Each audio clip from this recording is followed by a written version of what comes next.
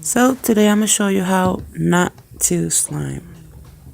First of all, if you see my container here, you notice that it's wet.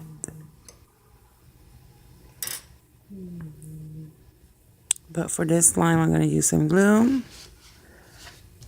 And I'm going to use some Tide.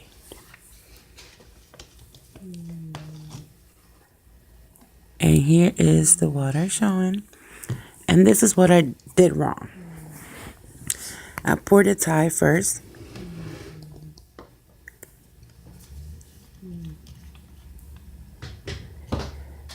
And then I added the glue. And that just doesn't work. That was way too much Tide.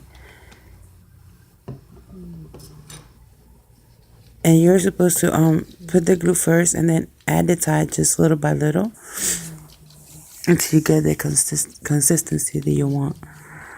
This right here, no.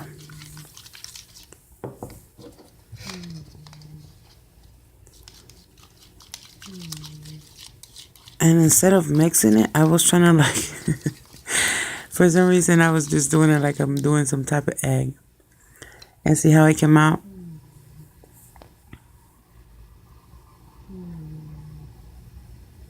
It just wasn't mixing at all.